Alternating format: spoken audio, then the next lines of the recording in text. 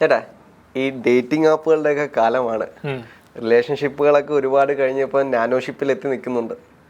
ഈ റിലേഷൻഷിപ്പുകളും നാനോഷിപ്പുകളും ഒക്കെ ഇപ്പോൾ ട്രെൻഡിങ് ആണ് ആളുകളുടെ ഇടയിൽ. ആളുകൾക്കൊക്കെ ഇതിപ്പോൾ ഇല്ലാതെ പറ്റത്തില്ല, അല്ലെങ്കിൽ അവരിത് അക്സെപ്റ്റ് ചെയ്ത് തുടങ്ങിയിട്ടുണ്ട്. അത് മാത്രമല്ല, ഇപ്പം ഇതുകൂട്ട് തന്നെ ഈ ആപ്പുകൾ കൂടി വരികയാണ്.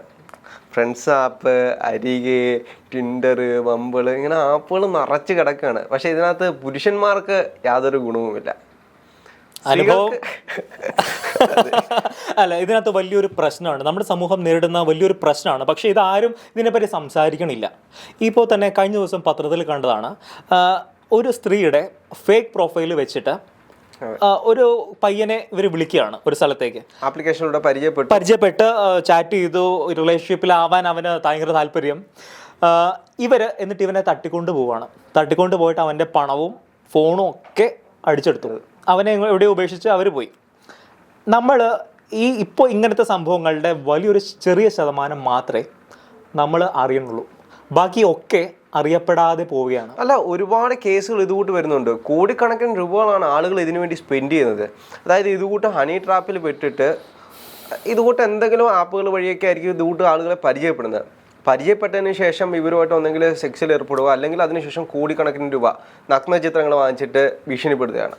പ്രത്യേകിച്ച് ഈ ഹണി ട്രാപ്പിംഗ് വലിയ രീതിയിൽ ഇപ്പോൾ കൂടുന്നുണ്ട്. ഇപ്പോൾ നേരത്തെ പറഞ്ഞതുപോലെ ഈ സിറ്റുവേഷൻഷിപ്പിനൊക്കെ പറഞ്ഞല്ലോ, ബേസിക്കലി ഇപ്പോൾ ആർക്കും ഒരു റിലേഷൻഷിപ്പിൽ വരിക അങ്ങനെ കുറേ ആൾക്കാർ അത് ആഗ്രഹിക്കണില്ല.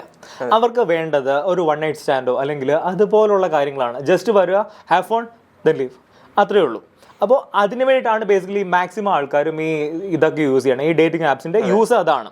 ഇപ്പോൾ തന്നെ ഇന്ത്യയിലെ എല്ലാ നഗരങ്ങളിലും ഈ വലിയ രീതിയിൽ ഇപ്പോൾ ഗ്രാമങ്ങളിൽ വരെ ഇതിൻ്റെ പെനിട്രേഷൻ ആയിട്ടുണ്ട്. പ്രത്യേകിച്ച് ഈ ടിൻഡർ അല്ലെങ്കിൽ ബമ്പിൾ എന്നൊക്കെ പറഞ്ഞാൽ ഇതൊരു നോർമലായി. നമ്മൾ സോഷ്യൽ മീഡിയ, ഫേസ്ബുക്കും ഇൻസ്റ്റാഗ്രാമും ട്വിറ്ററും എക്സ് ഒക്കെ യൂസ് ചെയ്യണത് പോലെയാണ് കാലം കഴിഞ്ഞു. അതെ, ഇപ്പോൾ ആൾക്കാർ അവരുടെ പ്രൊഫൈൽ എൻഹാൻസ് ചെയ്യാൻ ശ്രമിച്ചുകൊണ്ടിരിക്കുന്നത് ഇതുപോലെ ഡേറ്റിംഗ് ആപ്സിലാണ്. പക്ഷേ ഇതിനകത്ത് ഏറ്റവും വലിയ വിഷയം എന്ന് വെച്ച് കഴിഞ്ഞാൽ ഇതിലെല്ലാം സ്ത്രീകൾക്ക് സൗജന്യമാണ്. ഇപ്പം ഡേറ്റിംഗ് ആപ്പുകളിലെല്ലാം നോക്കിക്കഴിഞ്ഞാൽ സ്ത്രീകൾക്ക് ഫ്രീ ആയിട്ട് യൂസ് ചെയ്യാം, പക്ഷെ പുരുഷന്മാർക്ക് പൈസ കൊടുക്കണം. ഓക്കെ, എനിക്ക് തോന്നുന്നു അതിൻ്റെ റീസൺ എന്താണെന്ന് വെച്ചാൽ, ഒന്ന്, കൂടുതൽ ഇതിനകത്ത് വരാൻ സാധ്യതയുള്ളത് പുരുഷന്മാരാണ്. അവരാണ് ബേസിക്കലി, അവർക്കാണ് ആവശ്യം കൂടുതൽ. അതുകൊണ്ടായിരിക്കും. കാരണം ഞാൻ പലപ്പോഴും വാർത്ത കേട്ടത്, ഈ പല ഡേറ്റിംഗ് ആപ്സിലും വന്ന സ്ത്രീകളുടെ പടം അത് ഫേക്ക് ആണെന്ന് കേട്ടിട്ടുണ്ട്. പലതും AI ജനറേറ്റഡ് ആണെന്ന് കേട്ടിട്ടുണ്ട്. പിന്നെ ചിലരുടെ ഫേസ്ബുക്ക് പ്രൊഫൈലിൽ നിന്നൊക്കെ അടിച്ചു മാറ്റിയാണ് ഈ കമ്പനിക്കാർ തന്നെ പ്രൊഫൈൽസ് ഉണ്ടാക്കുക എന്ന് കേട്ടിട്ടുണ്ട്. അപ്പോൾ ബേസിക്കലി ഇതൊരു ഫേക്ക് ആയിട്ടുള്ള, വളരെ ഫേക്ക് ആയിട്ടുള്ള ഒരു പ്ലേസ് ആണിത്. അല്ല, ഇതിനു വേണ്ടി പുരുഷന്മാർ അത്രത്തോളം പൈസയും ചിലവാക്കണം. അതായത് ഇപ്പോൾ ഒരു ദിവസത്തേക്ക് ഉപയോഗിക്കണമെങ്കിൽ 50 രൂപ, 60 രൂപ, അതായത് എത്രത്തോളം മാക്സിമം അവർ പറയുന്നത് വെച്ച് കഴിഞ്ഞാൽ, നമ്മളിപ്പോൾ 50 രൂപയ്ക്ക് ഒരു ദിവസത്തേക്കിന് എടുക്കുകയാണെങ്കിൽ ഒരു 100-200 പേരിലേക്ക് നമ്മുടെ പ്രൊഫൈലെത്തും. അതിനകത്ത് ആരെങ്കിലും നമ്മുടെ പ്രൊഫൈൽ ഇഷ്ടപ്പെട്ട് ലൈക്ക് ചെയ്ത് കഴിഞ്ഞാൽ നമുക്ക് അവരുമായിട്ട് ചാറ്റ് ചെയ്യാം. അതാണ് അതിൻ്റെ ഒരു സിസ്റ്റം പോകുന്നത്. അങ്ങനെ വരുന്നതിനകത്ത് പലതും ഫേക്ക് ആയിരിക്കും. ഈ വരുന്ന ആളുകളെല്ലാം ഫേക്ക് ആയിരിക്കും. മറ്റുള്ളവരെ നമുക്കറിയാം എങ്ങനെ ഡാറ്റകൾ മറ്റുള്ളവരിൽ നിന്ന് എടുക്കാൻ. ഡാറ്റ മാനിപ്പുലേഷൻ വലിയ രീതിയിൽ സംഭവിക്കുന്നുണ്ട്. അത് ഇപ്പോൾ ഡാറ്റയാണ് ഏറ്റവും വലിയ കറൻസി. അത് ഈ ഡേറ്റിംഗ് ആപ്സ് എല്ലാം യൂസ് ചെയ്യുന്നുണ്ട് അവരുടെ ആനുകൂല്യത്തിന് വേണ്ടിയിട്ട്. അപ്പോൾ ബേസിക്കലി നമ്മുടെ യുവാക്കൾ മനസ്സിലാക്കാത്ത ഒരു കാര്യം എന്ന് വെച്ചാൽ, അവരുടെ സമയവും അവരുടെ എനർജിയും വെറുതെ വേസ്റ്റ് ചെയ്യുവാണ്. ഒന്ന്, പണം ഒരുപാട് കൊടുക്കണം എന്നാണ് ഞാൻ മനസ്സിലാക്കുന്നത്. ഇതുകൊണ്ട് ചിലപ്പോൾ കുറേ പൈസ സ്പെൻഡ് ചെയ്യുമ്പോൾ ആയിരിക്കും ഒരു മാച്ച് അവർക്ക് കിട്ടുക. അത് ചിലപ്പോൾ AI ജനറേറ്റഡ് ആയിരിക്കും, അതുവരെ ഫേക്ക് ചെയ്യാനായിട്ടായിരിക്കും. അത് മാത്രമല്ല, അല്ലെങ്കിൽ അതൊരു ഫേക്ക് ആയിട്ടുള്ള ഒരാളായിരിക്കും. അപ്പുറത്തിരിക്കുന്ന ആള് എന്തുദ്ദേശിച്ചായിരിക്കും നമ്മളോട് സംസാരിക്കാൻ നമുക്ക് ഒരിക്കലും പറയാൻ പറ്റില്ല. ചിലപ്പോൾ അതൊരു പെണ്ണായിരിക്കത്തില്ല, അതൊരു ആൺ തന്നെ ആയിരിക്കും. നമ്മുടെ അടുത്ത് വരുന്നത് നമ്മുടെ കയ്യിൽ ഡാറ്റകൾ വാങ്ങിച്ചതിന് ശേഷം നമ്മളെ എങ്ങനെ അത് വെച്ച് ഉപയോഗിക്കാമെന്ന്. തീർച്ചയായിട്ടും. ഇപ്പൊ ഹാക്കർമാരൊക്കെ അങ്ങനെയല്ലേ ചെയ്യുന്നത്. അവരിത് കൂട്ട് നമ്മുടെ അടുത്ത് വന്നിട്ട് ചാറ്റ് ചെയ്തിട്ട് 1000 രൂപ തരാൻ തന്നു കഴിഞ്ഞാൽ ബെറ്റിംഗ് ആപ്പുകളിലേക്ക് ഇട്ട് കഴിഞ്ഞാൽ നിങ്ങൾക്ക് ഇത്ര രൂപ ആവും എന്നെല്ലാം പറഞ്ഞ് നമ്മൾ അതിനകത്ത് പൈസ ഇട്ട് കഴിയുമ്പോൾ ആ പൈസയും പോകും. അതേ കൂട്ട് തന്നെ അപ്പുറത്തിരിക്കുന്ന ആൾ ഫേക്ക് ആയിരിക്കാം. ശരിയാണ്. എത്രത്തോളം അതിനകത്ത് ജെന്യൂനിറ്റി ഉണ്ടെന്ന് നമുക്ക് ഒരിക്കലും പറയാൻ കഴിയില്ല. അതുകൊണ്ട് നമ്മൾ ഇത് കൂടുതൽ ശ്രദ്ധിച്ച് മാത്രമേ ഇതിനകത്തെല്ലാം കൈകാര്യം ചെയ്യാവൂ. ഇതിനകത്ത് വലിയൊരു പ്രശ്നം എന്ന് വെച്ചാൽ, ഇതൊരു മാഫിയായിട്ട് ഓൾറെഡി വളർന്നു കഴിഞ്ഞിരിക്കുന്നു. ഞാൻ ഒരു വാർത്ത കേട്ടതാണ്, മുംബൈയിൽ നിന്ന് കേട്ടതാണ്. ഇതിനെ വളരെ രീതിയിൽ ഇൻസ്റ്റിറ്റ്യൂഷണലൈസ് ചെയ്യപ്പെട്ടു ഈ ഡേറ്റിംഗ് സംവിധാനം. എങ്ങനെയാണെന്ന് വെച്ചാൽ, ഒരു പുരുഷന് ഒരു മാച്ച് കിട്ടും, ഏതെങ്കിലും ഒരു സ്ത്രീ മാച്ച് വരും, ഇവർ ഏതെങ്കിലും വലിയ ഒരു ക്ലബിലോ പബ്ബിലോ പോകും. എന്നിട്ട് ഭക്ഷണം കഴിക്കുമല്ലോ. ചിലരുടെ കയ്യിൽ ഒരുപാട് പണമുള്ള ആൾക്കാരുണ്ട്. എത്ര രൂപ വേണമെങ്കിലും സ്ത്രീകൾക്ക് വേണ്ടി ചെലവഴിക്കാൻ റെഡി ആയിട്ടുള്ള ആൾക്കാരുണ്ടോ. സ്ത്രീകളായിരിക്കും പറയുന്നത് ഇന്ന പബ്ബിൽ പോകാം. അവർ എക്സാക്ട്ലി ചൂസ് ചെയ്യും. ഈ പബ്ബിൽ പോയി കഴിഞ്ഞാൽ നല്ല സർവീസ് കിട്ടും, നമുക്ക് അവിടെ പോകാം. അപ്പോൾ ഇവർ അവിടെ പോകുന്നു. പിന്നെ ഇവർ ചെയ്യണമെന്ന് വെച്ചാൽ ഈ ഡ്രിങ്ക്സ് കഴിക്കും. അപ്പോൾ ഫുഡ് കഴിക്കുന്നു, ഡ്രിങ്ക്സ് കഴിക്കുന്നു. എന്നിട്ട് കുറച്ച് കഴിയുമ്പോഴത്തേക്കും ഒരു ബോധം നഷ്ടപ്പെടുന്ന ഒരു അവസ്ഥ വരുമല്ലോ. ആ അവസ്ഥയിലായിരിക്കും ബില്ല് വരിക. ബില്ല് വളരെ ഇൻഫ്ലേറ്റഡ് ആയിരിക്കും, ഒരുപാട് പൈസ കൂട്ടിയായിരിക്കും ബില്ല് വരിക, താങ്ങാൻ കഴിയാത്ത പൈസയായിരിക്കും, അത്രയും വരും. അപ്പോൾ ഇവൻ ചോദിക്കും ഒരു പക്ഷേ ഇവളോട്, നമ്മൾ ഇത്രയും കഴിച്ചില്ലല്ലോ. അപ്പോൾ ഇവള് പറയും നമ്മൾ കഴിച്ചിരുന്നു എന്ന് പറയും. അപ്പോൾ ഇവളുടെ മുമ്പിൽ വലിയ ആളാവണമല്ലോ ഇവന്. അപ്പോൾ നാച്ചുറലി ഇവൻ പൈസ കൊടുക്കും. ഈ പൈസയിൽ നിന്ന് ഒരു ഷെയർ ഈ പെൺകുട്ടിക്ക് ഈ കഫേ അല്ലെങ്കിൽ ഈ ക്ലബ്ബുകാർ കൊടുക്കും. ഇങ്ങനത്തെ ഒരുപാട് ഇൻസിഡൻസ് മുംബൈയിൽ സംഭവിച്ചു കഴിഞ്ഞു. മുംബൈ ഒരു എക്സാമ്പിൾ മാത്രമാണ്. ആളുകൾ എപ്പോഴും ഇപ്പോൾ എങ്ങനെ ലീഗൽ മണി വഴിയാണെങ്കിലും എങ്ങനെ പെട്ടെന്ന് കാശ് ഉണ്ടാക്കാമെന്ന്. അതിന് ഏറ്റവും വലിയ സിമ്പിൾ ആയിട്ടുള്ള വേയും ഇത് തന്നെയാണ്. ഇത് വളരെ ഈസിയാണ്. കാരണം ഒന്നത്തെ കാര്യം, ഒരുമാതിരിപ്പെട്ട ആണുങ്ങളൊന്നും കേസായിട്ട് പോവില്ല.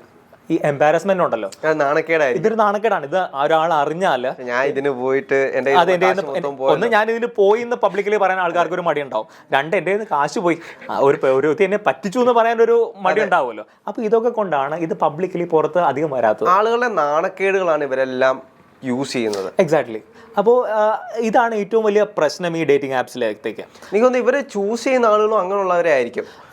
കുറച്ച് നാണമൊക്കെ ഉള്ള ഒരു നോർമൽ പേഴ്സണെ ആയിരിക്കും ഇവർ കൂടുതൽ. എനിക്കൊണ്ട് ബേസിക്കലി ഇവർ ടാർഗറ്റ് ചെയ്യുന്നത് ഒരു ആഷ് പോഷ് ലൈഫുള്ള ഒരാളെ ആയിരിക്കും. കാരണം ഒന്ന് നമുക്ക് ഒരാളുടെ പ്രൊഫൈൽ നോക്കി കഴിഞ്ഞാൽ, ഇപ്പോൾ നമ്മുടെ ഫേസ്ബുക്ക്, ഇൻസ്റ്റാ പ്രൊഫൈൽ നോക്കിയാൽ നമുക്ക് ഒരാൾ അറിയാൻ പറ്റും ഇവൻ എത്രത്തോളം പണക്കാരനാണ്, ഇവൻ എത്രത്തോളം ഇവന്റെ ലൈഫ് എത്രത്തോളം ഒരു പണം അവനെ എങ്ങനെയായിരിക്കും ആളുകൾ കാണുന്നത്. അതെ. പിന്നെ ഇവരുടെ ഈ ഡേറ്റിംഗ് ആപ്സിലെ പ്രൊഫൈലിൽ തന്നെ ചിലപ്പോൾ ഇവൻ വലിയ എക്സ്പെൻസീവ് ആയിട്ടുള്ള കാഴ്സിന്റെ ട്രാവൽ ചെയ്യണമായിരിക്കും വിട്ടേക്കണം. അപ്പോൾ ഇവരെയൊക്കെയാണ് ഇവർ ടാർഗറ്റ് ചെയ്യുക. കാരണം ഇവനെ സംബന്ധിച്ചിടത്തോളം കോടിക്കണക്കിന് രൂപ ആസ്തിയുള്ളവർക്ക് തന്നെ ഒരു 10,000 രൂപ പോയാലും ഇവനൊന്നും കുഴപ്പമില്ല. അങ്ങനെ ഒരു അവസ്ഥയുണ്ടാവും. അപ്പോൾ നാച്ചുറലി ഇതൊരു എക്സ്പ്ലോയിറ്റേഷൻ ആണ്. അത് നമ്മളാരും തിരിച്ചറിയുന്നില്ല. പബ്ലിക്കലി ഡിസ്കോഴ്സ് ഉണ്ടാവണില്ല, ഇതിനെപ്പറ്റി ചർച്ച നടക്കണില്ല കേരളത്തിൽ. കാരണം ഒന്നാമത്തെ കാര്യം എന്ന് വെച്ചാൽ ഇതൊരു അപ്രിയ സത്യമാണ്. അപ്രിയ സത്യങ്ങൾ എന്നും ആൾക്കാർക്ക് പറയാൻ താല്പര്യമില്ല. ആളുകളുടെ ഇഷ്ടത്തെ എപ്പോഴും ചൂഷണം ചെയ്യുകയാണ്. എക്സാക്ട്ലി. അവർ കഷ്ടപ്പെട്ടുണ്ടാക്കുന്ന കാശുകൾ ഇങ്ങനെയുള്ള വഴികളിൽ കൊണ്ട് കളയുക. പിന്നെ ഇതുമായി കണക്ട് ചെയ്ത് വരുന്ന ഡ്രഗ് മണികൾ, അത് വലിയൊരു ഇതാണ്. ഇപ്പം നമുക്കറിയാം, നമ്മൾ ഈ ഒരു കൊച്ചിയിലാണ് നമ്മളിപ്പോൾ നിൽക്കുന്നത്. ഈ കൊച്ചി എന്ന പ്രദേശത്തെ സംബന്ധിച്ച് തന്നെ ഏറ്റവും വലിയ ഡെയിലി പത്രങ്ങൾ വാർത്തയാണ്, ഇത്ര കിലോ കഞ്ചാവുമായിട്ട് ആളുകളെ പിടിച്ചു, MDMA ആയിട്ട് ആളുകളെ പിടിച്ചു. അപ്പം ഡ്രഗ്സ് മണി ഒരുപാട് ഒഴുകുന്ന ഒരു സ്ഥലമാണ് നമ്മൾ നിൽക്കുന്ന ഈ കൊച്ചി വരെ. അതെ. കേരളത്തിൽ ഓരോ കൊച്ചു പ്രദേശങ്ങൾ വരെ ഇപ്പോൾ ഡ്രഗ്സ് മണി വന്നുകൊണ്ടിരിക്കുകയാണ്. കേരളത്തിൽ അത് വലിയ രീതിയിൽ അത് എക്സ്പാൻഡ് ചെയ്തുകൊണ്ടിരിക്കുകയാണ്. കാർട്ടൽ, പ്രത്യേകിച്ച് ഈ കൊച്ചിയിലേക്ക് നൈറ്റ് ലൈഫ് ഈ ദുരുപയോഗം ചെയ്യണ ഒരുപാട് കാർട്ടൽസ് ഉണ്ട് കൊച്ചിയിൽ ഓൾറെഡി. പിന്നെ ഇപ്പോൾ ക്ലബ് കൾച്ചറൊക്കെ കേരളത്തിലേക്ക് പതുക്കെ വരണുണ്ട്. ഇവിടേക്ക് എന്താണ് സംഭവിക്കുന്നത്? ഇപ്പോൾ 30-ാം തീയതി പാർട്ടി നടക്കുമല്ലോ, DJ പാർട്ടി. ഓൾമോസ്റ്റ് എല്ലാ സ്ഥലങ്ങളിലും ന്യൂ ഇയർ സെലിബ്രേഷൻ നടക്കും. അപ്പോൾ നാച്ചുറലി പോലീസുകാരെല്ലാം മഫ്തിയിലുണ്ടാവും. പക്ഷെ ഇതിനെയൊക്കെ ഓവർകം ചെയ്യാനും ഇവരുടെ ടാക്ടിക്സ് ഉണ്ട്. അല്ല, ഈ സംവിധാനങ്ങളും അവരുടെ കയ്യിലുണ്ട്.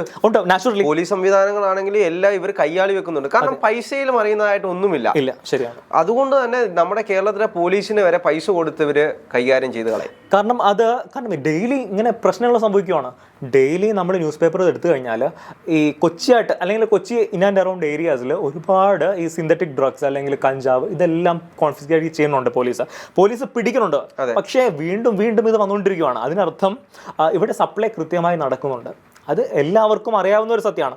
ഇതും പൊതുസമൂഹം ചർച്ച ചെയ്യുന്നില്ല. ഈ കൊച്ചു പാക്കറ്റുകളായിട്ട് ഒരുപാട് പേരുടെ കയ്യിലുണ്ട്. നമ്മൾ തിരിച്ചറിയാത്ത ആളുകളുടെ കൈ വരെ നമ്മൾ വിചാരിക്കാൻ അടിപൊളിയായിട്ട് നമ്മുടെ സുഹൃത്തായിട്ട് നടക്കുന്നവരുടെ തന്നെ ചിലപ്പോൾ ഈ സാധനം കാണും. ആ ഒരു രീതിയിലേക്ക് നമ്മുടെ നാട് മാറിക്കഴിഞ്ഞു. കാരണം ഒന്ന് ഡ്രഗ്സിന്റെ പ്രശ്നം വെച്ചാൽ നമ്മുടെ ലാലേട്ടൻ പറയുന്നുണ്ടല്ലോ, narcotics is A dirty business. Basically നമ്മുടെ സമൂഹത്തെ തകർക്കാൻ ഏറ്റവും ശക്തമായ ഒരു ടൂളാണ് നാർക്കോട്ടിക്സ് എന്ന് പറഞ്ഞാൽ. പ്രത്യേകിച്ച് നമ്മൾ പഞ്ചാബിലൊക്കെ ഇതിൻ്റെ പ്രശ്നങ്ങൾ നമ്മൾ കണ്ടതാണ്. പഞ്ചാബിൽ ഒരുപാട് യങ്സ്റ്റേഴ്സ് ഡ്രഗ്സിന് അടിമകളായി. ഇവരെ കൺട്രോൾ ചെയ്യണത് ചിലപ്പോൾ വേറെ ആൾക്കാരായിരിക്കും. ബേസിക്കലി പണത്തിന് വേണ്ടി ഒരുപാട് വയലന്റ് ആക്ടിവിറ്റീസിലേക്ക് പോകും. അപ്പോൾ ഇതെല്ലാം നമ്മുടെ സമൂഹത്തെ ഡിസ്റ്റബിലൈസ് ചെയ്യാനായിട്ട് സാധ്യതയുള്ള കാര്യങ്ങളാണ്. അല്ല, ഇവരെല്ലാം ഒരു ലോബിയിൽ പെടുന്നവരാണ്. പല ലോബികളായിരിക്കുമല്ലോ. അല്ല, ഇവരെല്ലാം കണക്റ്റഡ് ആയിരിക്കും ഈ ലോബികളെല്ലാം. ഇപ്പൊ ആളുകളെ സ്ത്രീകളുടെ പേരിൽ പറ്റിക്കുന്നവരാണെങ്കിലും ഈ ഡ്രഗ്സിന്റെ പേരിലാണെങ്കിലും ഇവരെല്ലാം കണ്ണികളുടെ കൂട്ടത്തിലുള്ളവരാണ്. കാരണം കൂടുതൽ ഡ്രഗ്സ് ഉപയോഗിക്കുന്നവരായിട്ട് സ്ത്രീകൾ ബന്ധപ്പെട്ട് അങ്ങനെയൊക്കെ വരുന്ന സമയത്താണ് അവർ കൂടുതലും ഈ ഒരു എക്കോസിസ്റ്റത്തിന്റെ ഭാഗമായിട്ട് മാറുന്നത്. അങ്ങനെയാണ് ഇവരിതിൽ എത്തിപ്പെടുന്നതും പറ്റിക്കപ്പെടുന്നതും കാശ് പോകുന്നത്. അപ്പൊ ഇങ്ങനെയുള്ളവരെല്ലാം സൂക്ഷിക്കുക. അതെ, സൂക്ഷിക്കണം. അല്ലെങ്കിൽ ഇതിന്റെ കോൺസിക്വൻസ് വളരെ വലുതായിരിക്കും. അത് അത്ര സുഖകരമായിരിക്കില്ല എന്ന് ഓർമ്മിപ്പിച്ചുകൊണ്ട് എന്തുണ്ടെങ്കിലും പോലീസുമായി ബന്ധപ്പെടുക. തീർച്ചയായിട്ടും. നാണം വിചാരിച്ചിരുന്നു കഴിഞ്ഞാൽ കയ്യിലെ കാശും പോവും, മാനവും പോവും.